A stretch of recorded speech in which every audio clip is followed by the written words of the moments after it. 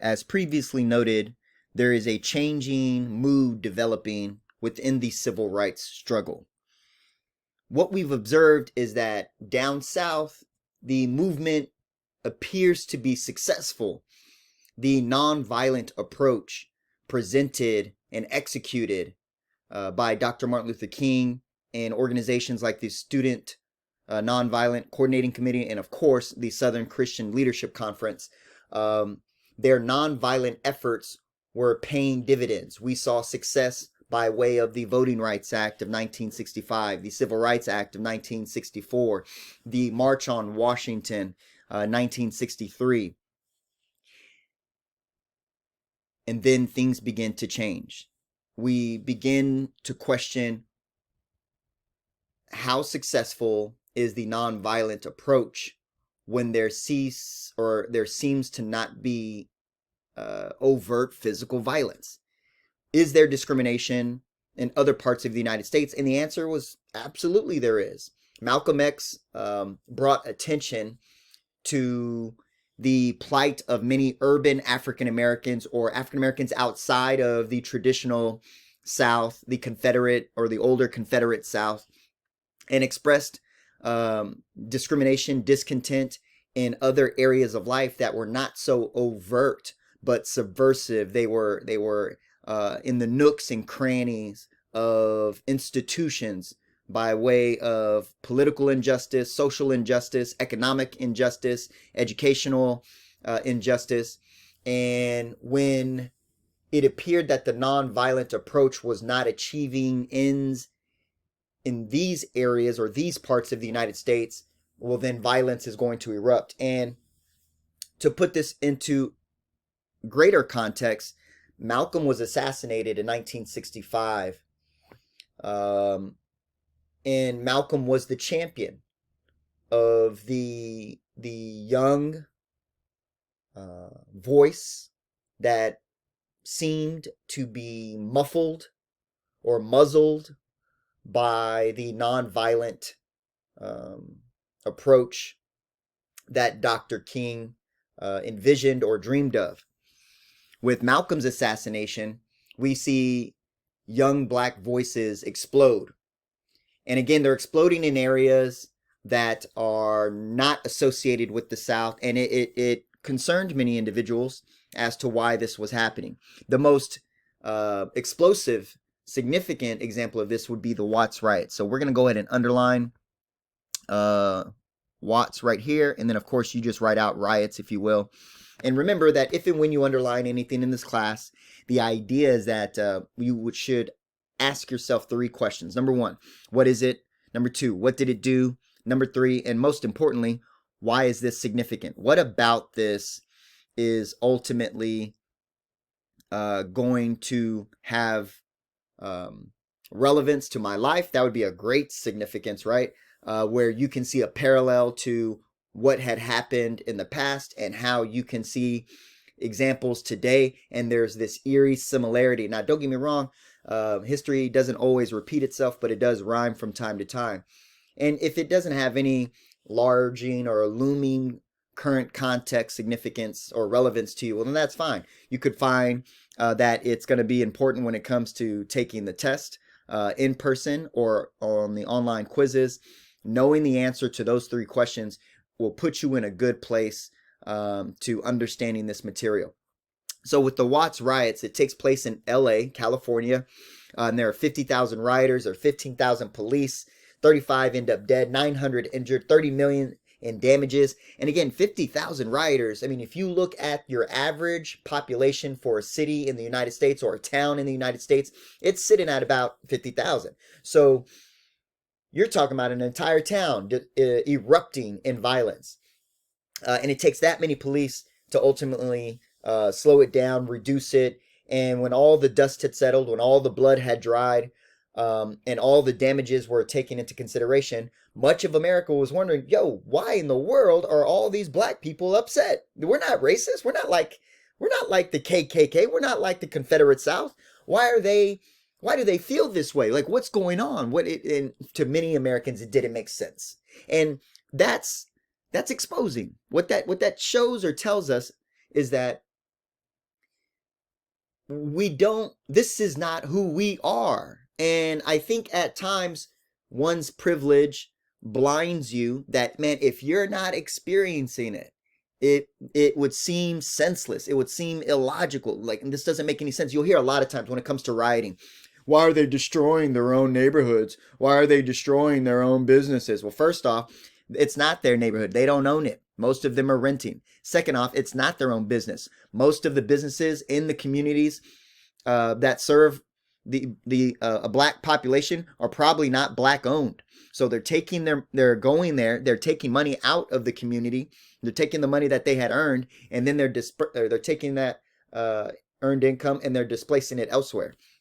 So this whole notion of as to why they're rioting, why they're destroying this, why they're destroying that. And again, we may not appreciate or understand why one would engage in those activities because we are not pushed to that extent.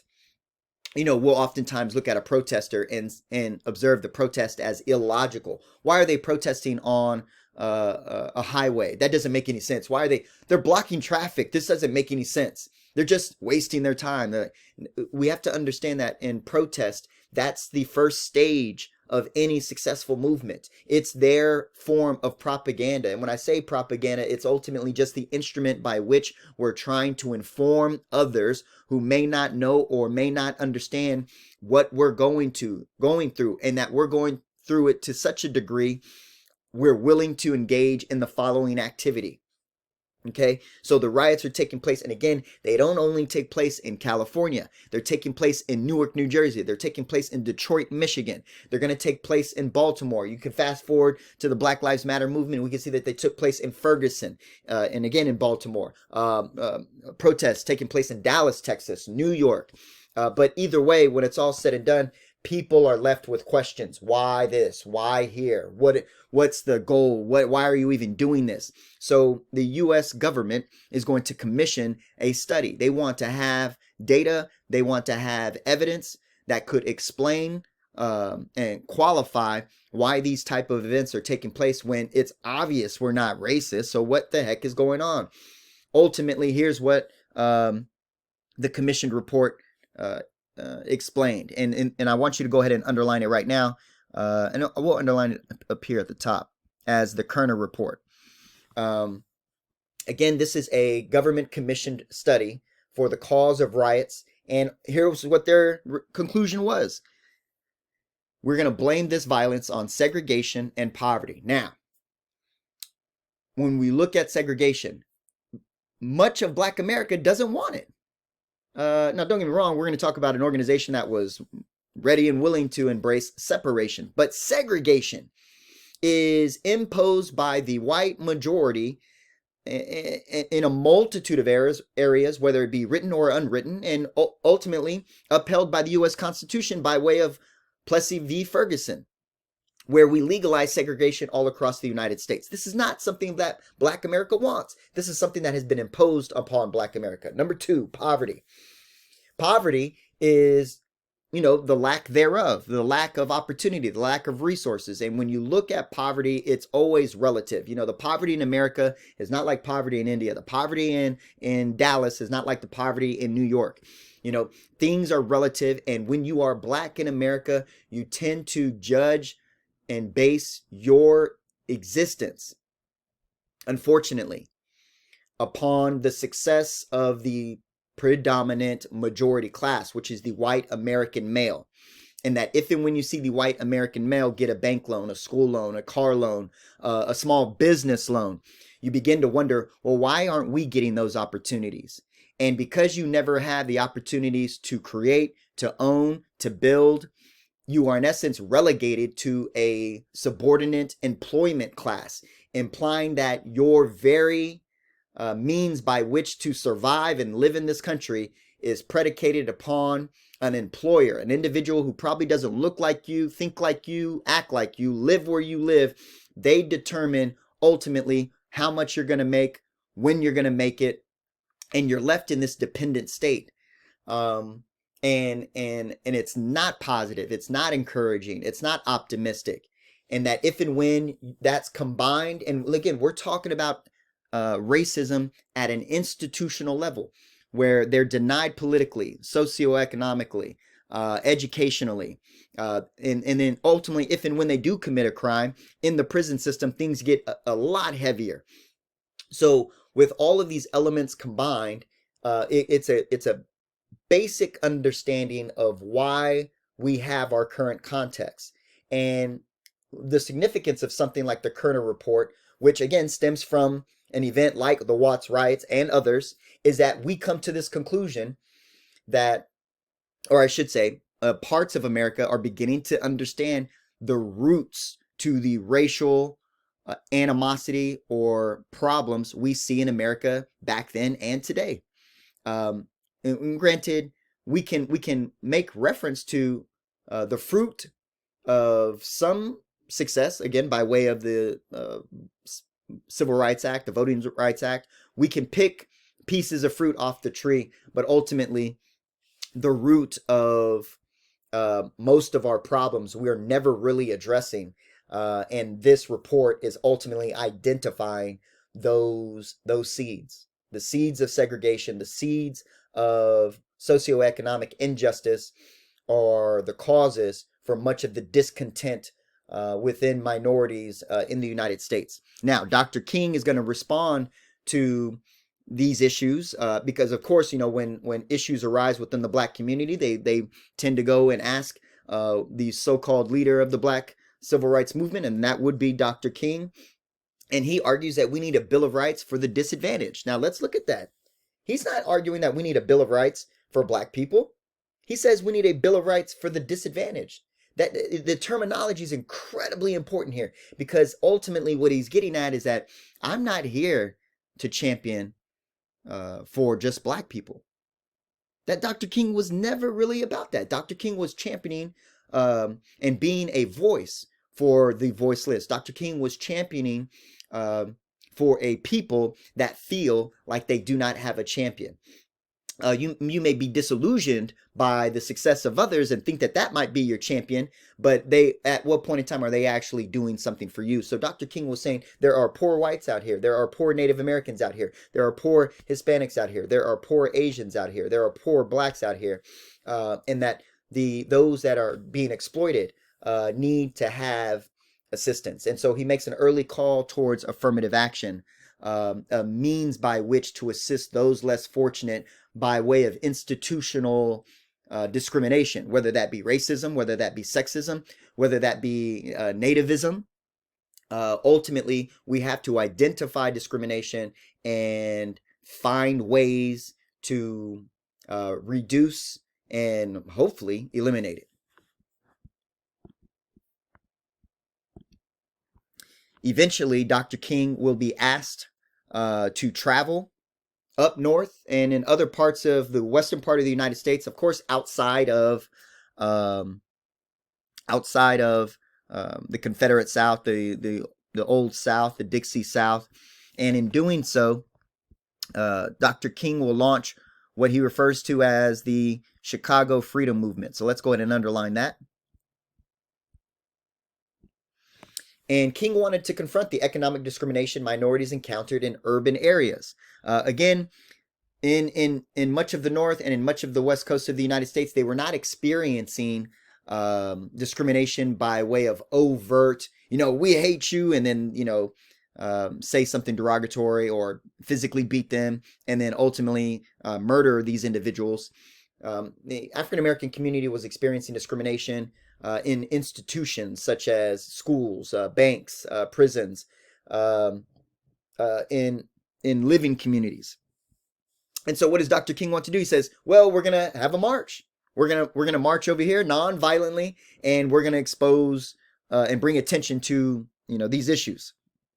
And ultimately what we discovered is that Dr. King's tactics aren't working. Marches are not going to change things up north, because the nonviolent, and ultimately what some have observed, and as I'm stressing here, is that nonviolence tends to work only in the face of violence. That the action itself is a way to attract violence, expose violence, and then expose or create a sense of guilt on the observing community, coming to a realization like, oh my goodness, this is happening to these people. We could have stopped it. We didn't stop it. Now, what can we do? And that worked down south for sure.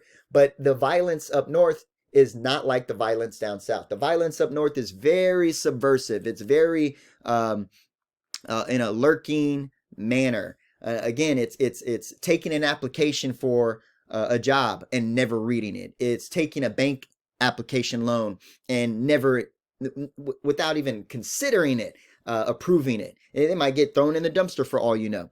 And so these nonviolent protests, I mean, not for nothing, it looks like a parade, and I don't get excited by parades. Remember, these protests, these marches were designed to incite, bring attention to an issue. At the end of the day, we're like, all right, we see people walking, that's cool. We see people singing, that's cool. And you ask people to, what would you prefer, a parade or fireworks? And I'd be surprised if anybody said a parade, because when you're watching a parade, you can see people walking down, and you're like, oh, okay, here come the firefighters. Oh, okay, here come the cheerleaders. Oh, okay, I see what's coming down the pipe. And not for nothing, when I'm at a parade, I'm always usually like, man, when's this thing gonna end? Now with fireworks, it's random. You don't know what you're going to see. You don't know how you're going to see it. And then there's something called the grand finale, which is this massive explosion to ultimately culminate the event of sorts. And people are and usually looking up in awe of fireworks more often than not. And there's no fireworks in the Chicago Freedom Movement. Dr. King himself is harassed, belted with bottles by fellow young black people when he tries to go to Chicago, when he tries to go to New York. He's not received well. They're almost looking at him as if he's some type of Uncle Tom, as if he's some type of sellout, as if he was sent by a slave master to subdue the downtrodden, hardworking field slaves. Now, to understand that dynamic, to understand that power dynamic between a master, a field slave, and a house slave, that's a deeper understanding of American history. And so Dr. King is not received. And when he realizes that his tactics aren't working, he begins to change his tactics. He begins to realize that, maybe we need a different approach. So it says here, even on the campaign poster, Dr. Martin Luther King Jr. invites you to the Poor People's Campaign. He doesn't say he's inviting you to the Black People's Campaign.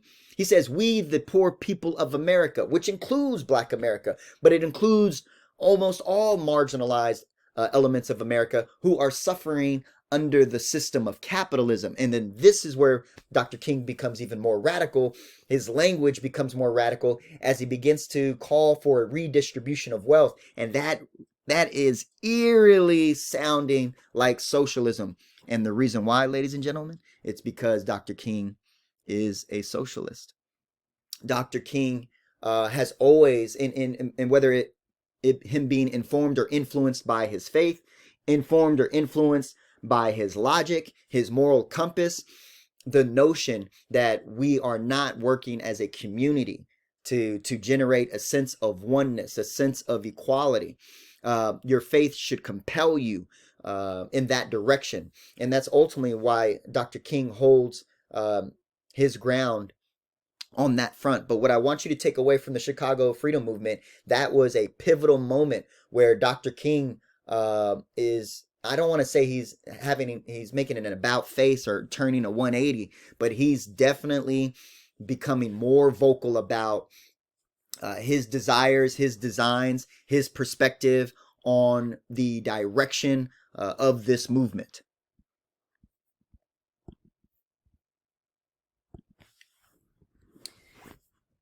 When you look at Dr. King's popularity pollings towards the end of his life, it was at an all-time low. He was not the popular king that people were enamored with, mesmerized by his dream in 1963, 1964, 1965. It's now 1968, and he's calling for affirmative action. It's now 1968, and he's calling for a redistribution of wealth. It's 1968, and he's a vocal opponent for the war in Vietnam. And I remember watching this video, not a documentary, but an interview on Dr. King. And you see a man that's reflecting. He's very introspective. He's reflecting on his own actions. You know, you can only expect so much from other people. At the end of the day, you get to control what you say, how you react, and ultimately how you act in general. And he openly ponders the idea that he's not sure he's led Black America in the right direction. He's not sure if he's set Black America up for failure. It takes a reduction of ego to even consider that I might have been wrong. He does that. And while King is doubting himself, the United States is doubting King. King had many vocal opponents, Malcolm X being one of them. It says here, King was now a chief target of the FBI, who had tapped his private phone conversations. The FBI, under the lead of J. Edgar Hoover, who authorized the wiretap of Dr. King's phone. That would be the Attorney General. That would be Robert Kennedy, who is the brother of the president at the time, John Kennedy. Both Kennedys made gestures towards King, almost as if they were supportive of King and his efforts, and they believed in Dr. King. But yet their actions, they tend to demonstrate something else. I mean, if I have a friend or if I believe in something, I'm not secretly recording them. The idea that the FBI had created a covert or secret organization within the FBI known as COINTELPRO, which is a counterintelligence program to monitor, silence, and dismantle Black rights organizations or individuals who could be seen as messiahs within the Black rights struggle. Dr. King was mentioned in that FBI memo. They wanted to threaten him. They wanted to blackmail him. They even suggested that he commit suicide, and then that would be the best route if he wanted to save face within the Black community. Despite all of that, again, Dr. King does not have to do any of this to think that his life was threatened, that he was once stabbed, that his family was threatened, that his wife had to go through that his children had to go through that they wake up to burning crosses in their front lawn, that he's constantly on guard, that he's constantly under surveillance. And then in 1968, he will be assassinated. As a Senate report on the FBI said, in 1976, the FBI tried to destroy Dr. Martin Luther King Jr. And they did. I remember watching a video once, and it was, right around the time of King's assassination. And they said Dr. King had a dream. And but it feels more like Dr. King was our dream. Dr. King was our dream.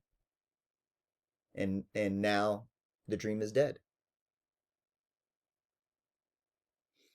And if you're an individual that can't dream, if you're an individual that has no dreams, if you're an individual that feels like you have no hope, you tend to turn to